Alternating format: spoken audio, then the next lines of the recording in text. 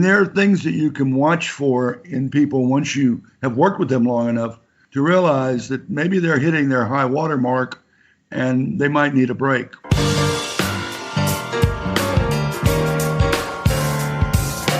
Welcome to Heart with Anna. I am Anna Jaworski and the host of your program. I'm so happy you're here with us today. Our program today is a little bit different than other programs. Today we're featuring two doctors from the Congenital Heart Defect community. But before we get started, I'd like to welcome Alicia Lynch to the Hub Podcast Network team. Alicia Lynch is our latest patron. I met Alicia at our Hope Discover conference. I really enjoyed talking with her and Anna. If you'd like to join Alicia, it's so simple. Just visit our Patreon page, www.patreon.com, and choose the tier you'd like to join. The second step is just to add your payment number and confirm your membership details. Step 3 is to review the details of the membership. Step 4 is to confirm and finalize your payment status. Thanks for helping us help others. For today's program about Dr. Burnout. And it all starts with performance drive and a quest for perfection, accompanied by chronic stress. It ends with total exhaustion, maybe even depression and thoughts of suicide. Burnout is a symptom of our times, but it can be prevented and treated. This quote is from a blog post by Arthur K. Vogel titled Preventing and Treating Burnout. Sadly, burnout in the medical community is a growing concern. I'd like for us to brainstorm ways we can curb or prevent Dr. Burnout in our own medical communities. So with me today, I have Dr. Ami Bhatt, a cardiologist specializing in the lifelong care and empowerment of teens and adults with CHDs. Her practice includes addressing valve problems and heart failure, working with professionals in multidisciplinary surgery, arrhythmias, pregnancy, transition, telemedicine, and wellness programs. And I'm sure a lot of you will remember her from when she was on my program before. And then Dr. William Novick is a cardiothoracic surgeon and the medical director of the Novick Cardiac Alliance. He created this nonprofit organization in 2014 to care for children's hearts in developing countries and to train doctors and medical staff in those countries. And I'm sure my loyal listeners will remember Dr. Novick from when he was on my program before. So I'm thrilled to have these doctors on my show. So let's get started. Our program today is talking about Dr. Burnout in the CHD community. So welcome back to Heart with Anna, Dr. Bhatt. Thanks so much for having me. So I wanted to start with you, Dr. Bhatt, because it was while you and I were recording your first appearance on our show that we talked about the possibility of having a show devoted to Dr. Burnout. What are the warning signs of Dr. Burnout, and how might you recognize those signs in a colleague or member of your team? Absolutely. So thank you for addressing this today. I think something that's important is that burnout has actually been around for quite a long time. And it's not even just limited to doctors. It's really all clinicians and caregivers. And later in the show, we can even get to how sometimes family members feel that way when you have a lot of clinical responsibility. But some of the signs that we look for are when people have a significant amount of burden of the number of things that they have to do. Just the structure of how people's practice is set up can oftentimes tell us that those people might be at higher risk. Then I think some of the signs are ones that we're familiar with stress in general. And that's people who start to feel overwhelmed easily, people who start to feel that they can't give everything, and as a result, either detach from what they're doing and are not the kind of people they used to be. Sometimes personality changes. Other times it's people who snap very quickly, can't seem to manage things. And what is interesting is the average clinician is actually really good at holding it together when they are with their patients and doing their job of caring for patients. It is oftentimes back in the office or at home and other places that they then don't have the wherewithal to be able to continue to be that emotionally strong. And so oftentimes it's outside of the clinical arena that we first see signs of people who are starting to become burned out. And so engaging the whole community of people who interact with clinicians is important. That's so true. And what you said about burnout can happen to anybody, that's true. I think what a lot of people maybe tend to forget is that doctors wear many, many hats. You're also a mom. you're a wife. I'm sure you have other interests outside being a doctor. And I think in having to wear all those different hats and do what you need to fulfill your obligations with all of those other roles on top of being a doctor can add to the stress. Absolutely. And I think that is part of the frame shift that we are trying to make when we address burnout. And it's funny, even that is a frame shift. We're really trying to call it promoting wellness rather than preventing burnout sometimes, because I think that's really what we're aiming for. Is we want people to be well, even caregivers, not just patients. But as we think about it and we shift that frame, it's not, wow, I have so many things I'm responsible for and it's so stressful, although that's true. It's, I have so many different things that I want to be doing and are valuable, interesting, important to me. How do I maintain my interest in them and feel fully capable of giving myself to them at any given time? And that's something that, interestingly, clinicians are good at. We can do research at one moment. We can be a surgeon the next moment. We can be an office doctor in the next moment. And people will be able to do all three things and do them well. And what we're trying to now teach people is, how are you a good physician, but then you go home and it's absolutely okay to let the physician part be to be a good mom, or to bring that into part of who you are and what works for you. So again, it's really wellness. How do you take all those things that could feel, this is too stressful, these are too many things, and instead say, these are all the things that make me who I am, and therefore I'm proud of them. That takes time, I love that. But that's the focus. Right. I love that. It's all about frame of mind, and it's all about probably teaching everybody how to compartmentalize better. Mm-hmm. Well, I love what you said about training people to think differently and to think in a more positive way, because then it's more about appreciating all the different facets of your life and not getting too overwhelmed. I just think that's a tough thing to do in today's day and age. And I hope that is something that maybe even the colleges are realizing they need to help the doctors with while they're in training. Because one of the things that I read about was that doctor burnout sometimes happens before you're even a full-fledged doctor. So that's absolutely true. I think even in training, learning to be able to cope is important. Resilience training is actually very helpful for many professions. There's a Benson Henry Mind-Body Institute that's close to Mass General where I work, and we work with them on doing resilience training for our physicians, but also our fellows who are in training right now to help them build the tools they need to help promote wellness or to fight burnout. Well, that sounds like the kind of training that maybe we need in high school. I mean, promoting wellness for the rest of your life is something that's so important. Wow. Absolutely. I think we can never start too early. Okay. Well, Dr. Novick, according to an article published by the Annals of Internal Medicine, mission-focused executives, nonprofit employees, teachers, principals, nurses, and physicians are some of the people most at risk for burnout. And of the people that I listed, you account for a lot of those. So how does Dr. Burnout affect your organization?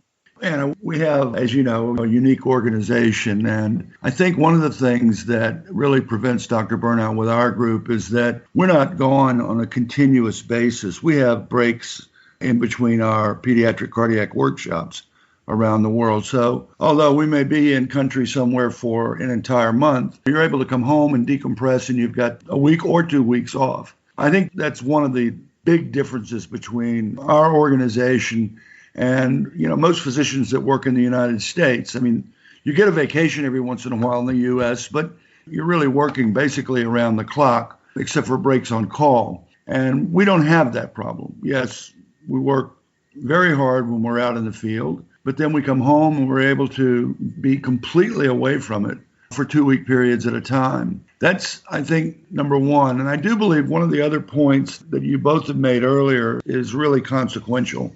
And that is, you need to be able to compartmentalize the different aspects of your life. And for me, as much as I'm out of the country 36 to 40 weeks out of the year, when I come home, it's only about family. And so I'm able to completely decompress, enjoy my time with my family, and manage a few things in the office. But I think if you're juggling a lot of balls or spinning a lot of plates like the Chinese acrobats do, You've got to be able to compartmentalize each one of those areas and try and prevent excessive overlap. That makes so much sense. And I love the way you actually have structured your organization so that you do give those frequent breaks, even though when you are out of the country, it's really intense, isn't it? It's pretty intense when we're out of the country. The team is responsible for the care of all those children 24 hours a day, 7 days a week, and there's no off time in actuality. So although you may get back into the hotel or the guest house and get a nap, you never know when you're going to be called upon during that month time period to rush back to the hospital for some emergency. So being able to decompress when you come home, I think, is really critical to the well-being of all the individuals that are on the team. It's not just the physicians on our team. Our nurses work exceptionally hard as well and are pushed frequently to the limit by the acuity that we may run in the intensive care unit. So they're having the ability to take a break and get away is vitally important to the functioning of the team, quite frankly. And you start to see burnout when, as mentioned earlier, there are changes in the characteristics of the individuals that you're working with that are a little bit unusual. Your usual happy-go-lucky nurse practitioner in the morning who's running rounds is all of a sudden short, or your anesthesiologist is having difficulties. I mean, there are things that you can watch for in people once you have worked with them long enough to realize that maybe they're hitting their high water mark and they might need a break. Texas Heart Institute were offering us a mechanical heart, and he said, "No, Dad, I've had enough. Give it to someone who's worthy." My father promised me a golden dress to twirl in. He held my hand and asked me where I wanted to go. Whatever strife or conflict that we experienced in our long career together was always healed by humor. Heart to Heart with Michael. Please join us every Thursday at noon Eastern as we talk with people from around the world who have experienced those most difficult moments.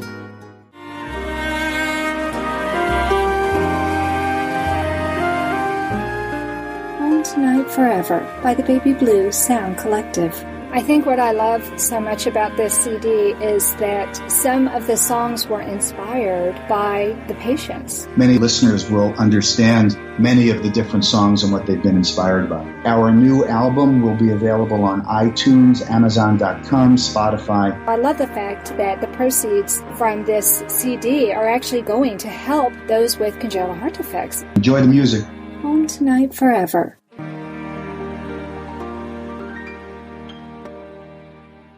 This content is not intended to be a substitute for professional medical advice, diagnosis, or treatment. The opinions expressed in the podcast are not those of Hearts Unite the Globe, but of the hosts and guests, and are intended to spark discussion about issues pertaining to congenital heart disease or bereavement.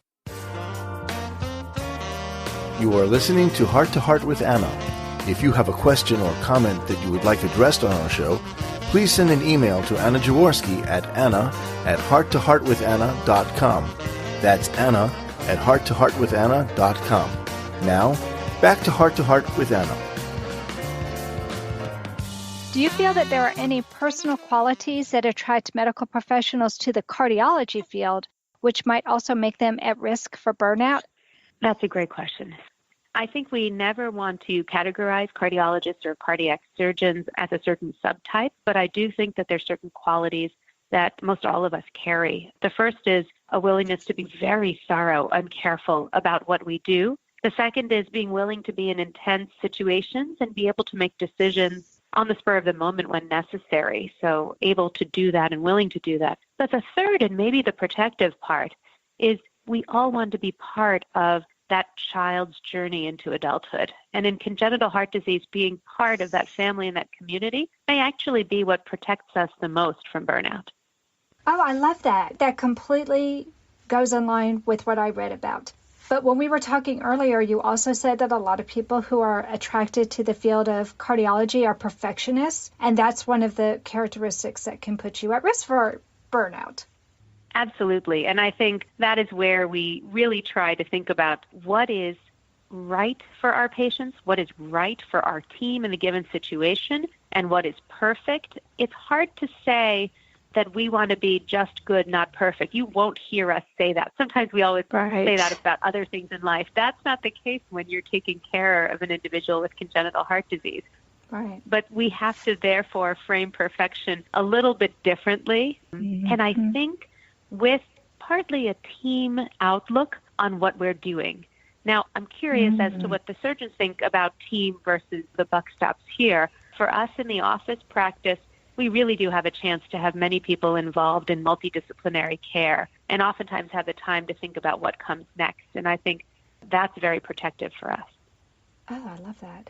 Dr. Novick, how do you feel working with people with different CHDs differs compared to how other medical or allied health fields in terms of factors contributing to Dr. Burnout?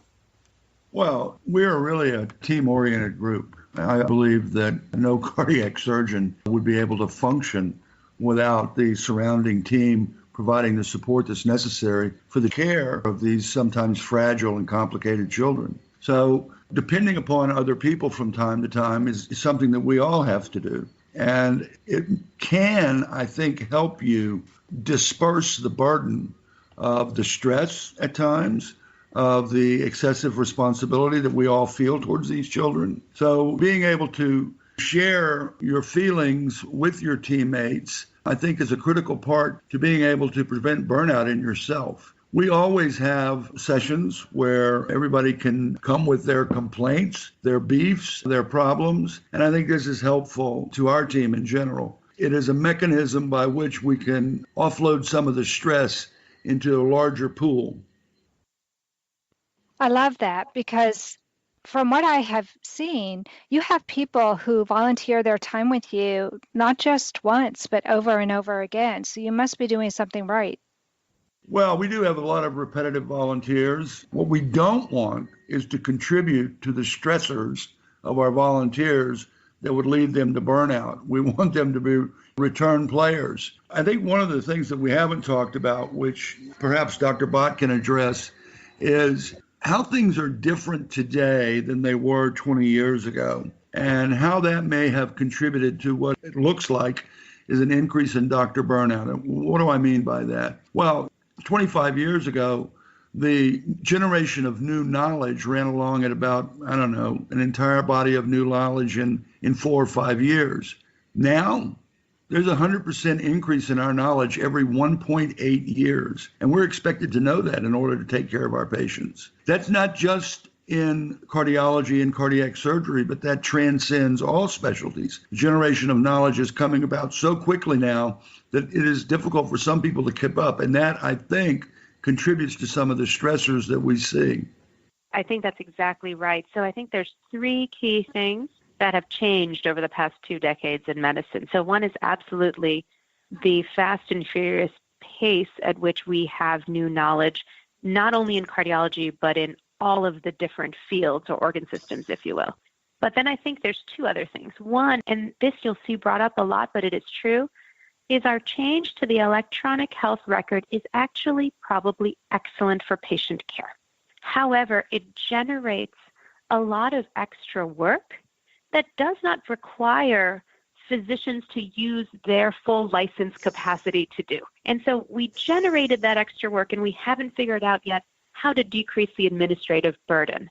And that field, decreasing administrative burden for physicians, will, I think, sincerely help the problem of burnout over the next few years. And people are working on, but need to continue to do so. The third thing is unique to congenital heart disease patients. And that is that they are always changing. As our surgeons improve upon what they do in the neonatal period, in the childhood period, we face a different version of the same congenital heart defect every couple years as they grow up. So it's exciting because it's always new, but it is also demanding because we don't have the same answer to the same questions year after year. It is always evolving. And that's a unique challenge for the congenital heart disease caregiver. Yes, I would agree with you. I've seen that in my 2 decades as a heart mom, that the changes that are happening in the medical world are directly impacting the length of time that our heart warriors are surviving, the complications that they're having to endure because they're living longer. And so now they're living to menopause age for the women. Now they're starting to have new problems that they didn't have decades ago because they didn't survive that long. And so I think that is making your job so much more complicated. And just the rate at which researchers are finding new information. Look at all the stem cell research that's going on. That is going to undoubtedly affect your practice in the future. How do you keep up with all of that? I mean, my husband's a nurse and he has to get a certain number of CEUs, but I don't know how all of you can keep up with everything new that's happening in the field of pediatric cardiology. Or congenital heart disease, I should say, because Dr. Bhatt, you're dealing with adults, but Dr. Novick, you're dealing with people of all ages. Well, I think you have to recognize that it is not possible to be expert in everything. You know, we only use a certain percentage of our brain capacity. And once the disk drive becomes full, you have to start throwing certain things out.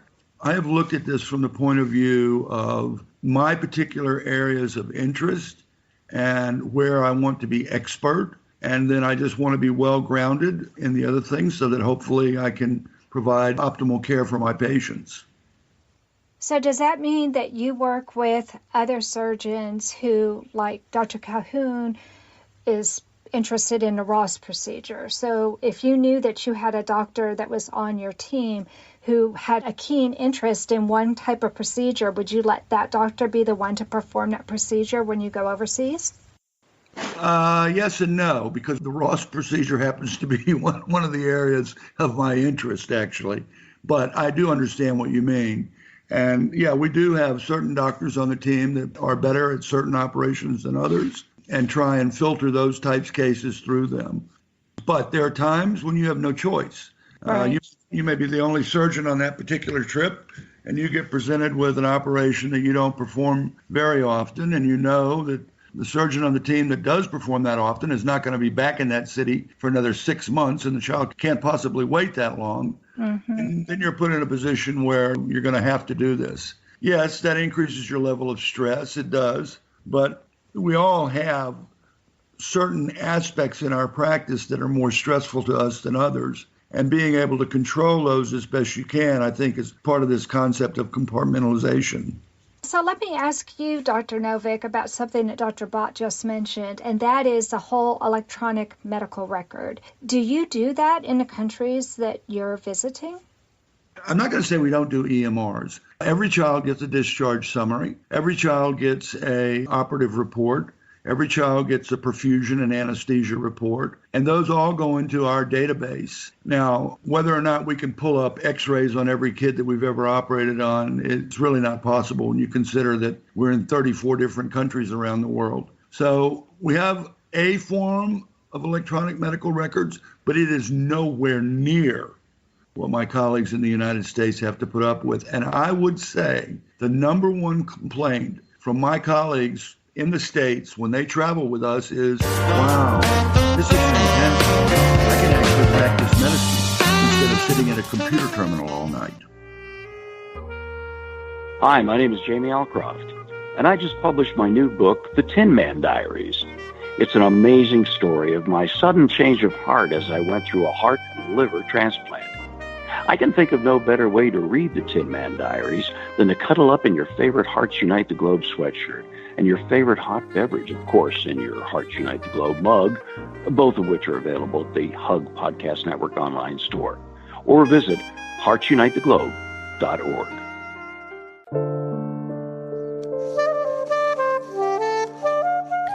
Heart to Heart with Anna is a presentation of Hearts Unite the Globe and is part of the Hug Podcast Network. Hearts Unite the Globe is a non-profit organization devoted to providing resources to the congenital heart defect community to uplift, empower, and enrich the lives of our community members. If you would like access to free resources pertaining to the CHD community, please visit our website at www.congenitalheartdefects.com for information about CHD, the hospitals that treat children with CHD, summer camps for CHD survivors, and much, much more. I think it's fascinating how, Dr. Novick, you have a completely different experience than Dr. Bhatt, since you're traveling all over the world and working with people. And I would think that you would have a lot more stressors because of having to not only practice medicine, but you're also having to do fundraising. Or maybe you hire people to do your fundraising. I'm not so sure. But I'd like to know, what is the biggest stressor that you have in your practice as a doctor? My biggest stressor is not actually being a physician. I mean, I am most relaxed either in the operating room or in the intensive care unit, or most jovial sitting in front of the echo machine with the children and their parents. The biggest stressor for me in our organization is the actual fundraising and logistics of putting 25 to 30 teams out a year all over the world. And it's that balancing act of adequate funding coupled with really what have to be precise logistics in order to carry off what we do around the world. Right. To me, that makes perfect sense. And I can see where that could be a stressor that could lead to burnout, because you're obviously passionate as a surgeon. You love actually doing the hands-on part of being part of that team and not just being a person in charge of all the logistics, but you have to have the logistics in order to do it. So it's kind of a catch-22. Well, it is. I mean, we do have some administrative staff, but I think one of the qualities that we're very proud of within the foundation is that our program service costs represent 96 cents on the dollar. So we try and keep fundraising and expenses and administrative expenses to a bare minimum. That's really admirable. Dr. Bhatt, what do you find to be the biggest stressor in your practice as a doctor? That's a great question. I think it probably depends on the day, to be very honest. I think probably the better way, and you know me, I'm all about reframing, is the days where I have a really good team-based interaction, where I need a liver and a kidney doctor and they are there with me, because as we talked about, the volume of knowledge out there is growing at a pace that is challenging to keep up with. I think when a family comes in and we have enough time to bond in addition to do healthcare, those are my best days. And when those things are missing, or God forbid, all three of those things are missing in any given one day, those are the days I feel more tired, more alone, maybe, rather than even stressed, and therefore stressed. That makes so much sense. And it seems like the practice of medicine is becoming more multidisciplinary all the time. It absolutely is, and I think that's very important for us to recognize, and it was mentioned before by our surgical colleagues, and appropriately so. That is what makes us stronger, is that multidisciplinary nature of our willingness to work together as a team. And that team includes our patients and their loved ones. Thank you so much for saying that. As one of the loved ones, it means so much to me that the doctors value what we can do. And there are things we can do.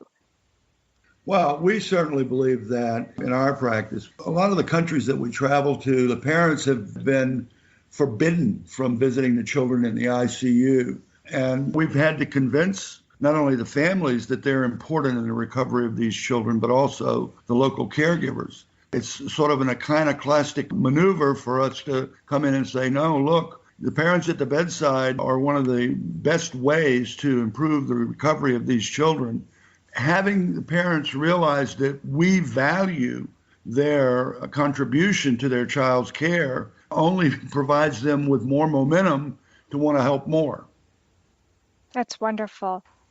I appreciate the fact that more doctors seem to be wanting to include the caregivers. And it just makes sense, because those parents, they're going to be the ones who are caring for the children for most of their lives. Unfortunately, you doctors are only with our children for a very small period of their lives. And if we don't feel confident to take care of our children, then our children could have bad outcomes just because their parents don't know what they're doing. I think that's true.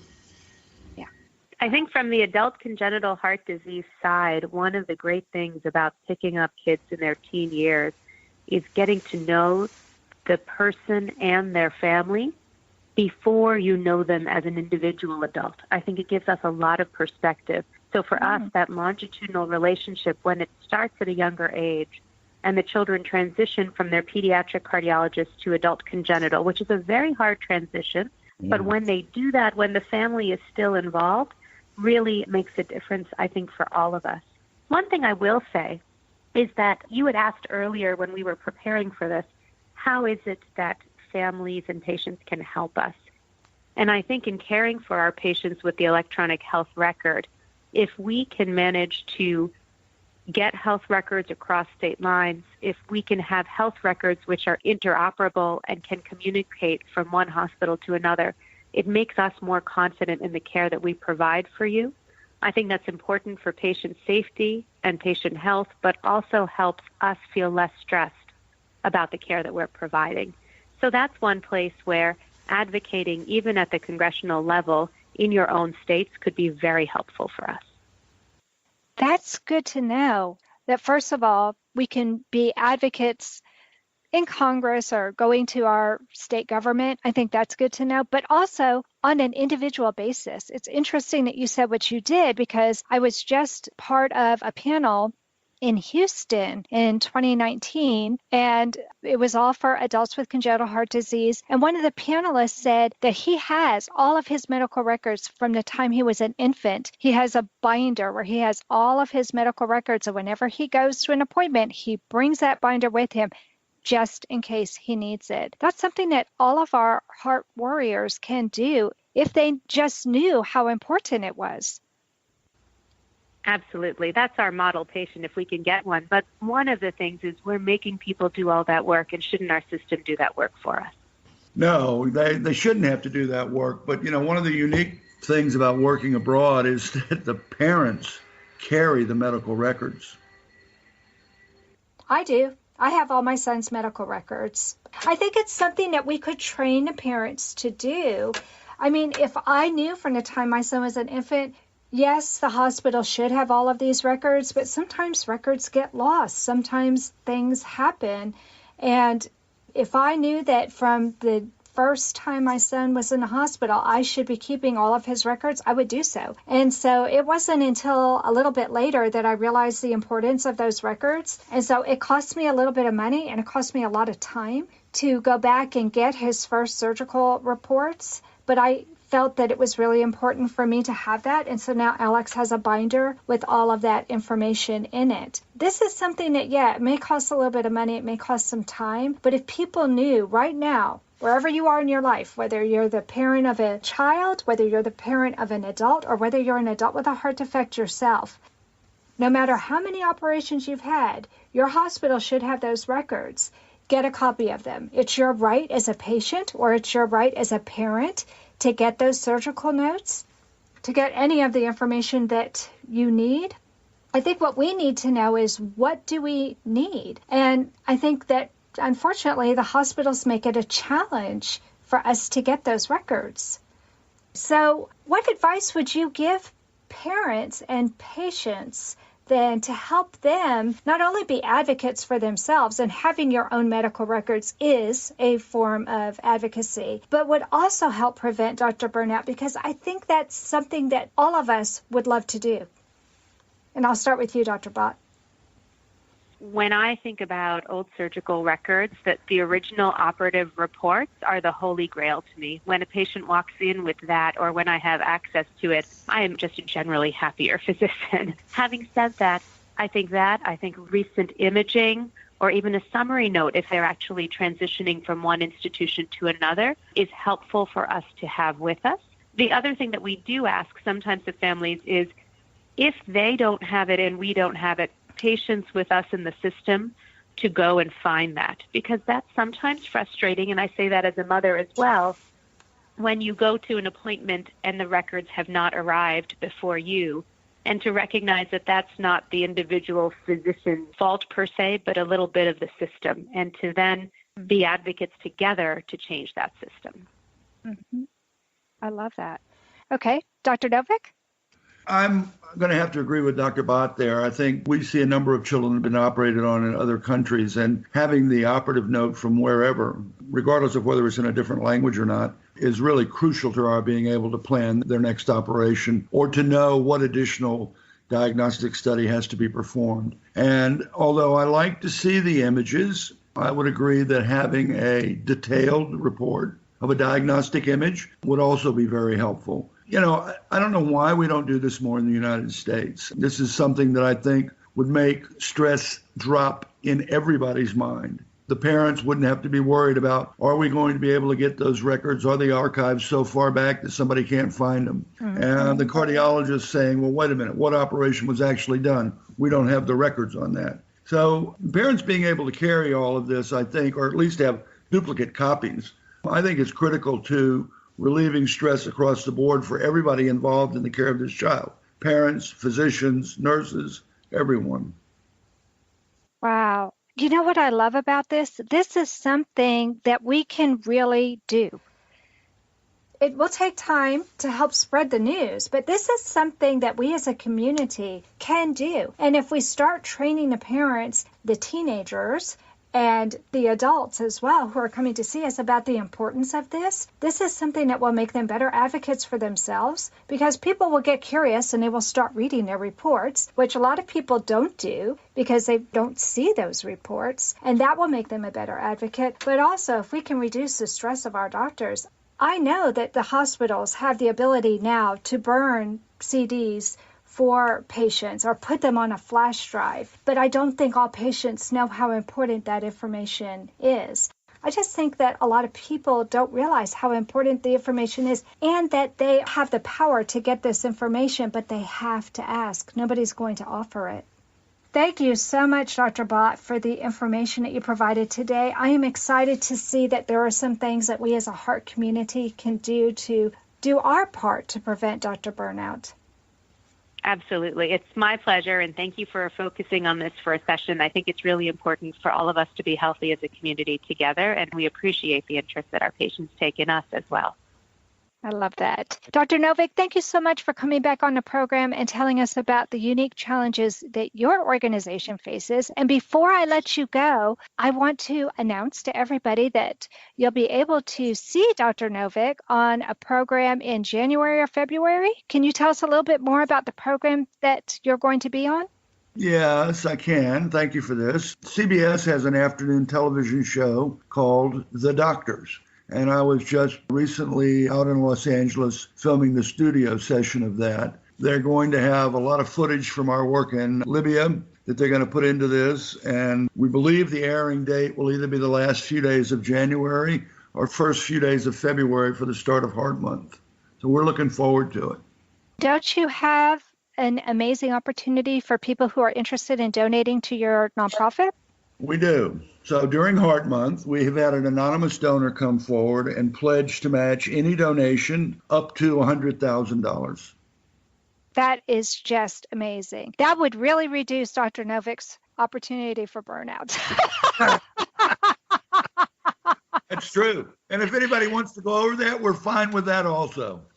That's just an amazing opportunity. Thank you so much for coming on our program and for doing this other program. The more we promote awareness of congenital heart disease, the better for everybody. I'm so happy that we've had a chance to talk about how we can reduce burnout. And I have a feeling this is not going to be the only show that we do on this topic. It's so important. But thanks again. This has been a great program. And that's it for this week's episode. Our episodes are archived on YouTube and iTunes, as well as iHeartRadio, Buzzsprout, Spreaker, Stitcher, and many other places where you can listen at your convenience. If you enjoyed listening to today's episode, please consider becoming a patron. Just go to www.patreon.com/heart-to-heart and pledge a monthly amount to support our programs. It's super easy. It takes you less than 10 minutes to do. We appreciate your support, and I hope everyone has a great day. And remember, my friends, you are not alone.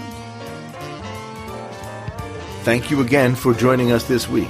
We hope you have been inspired and empowered to become an advocate for the congenital heart defect community.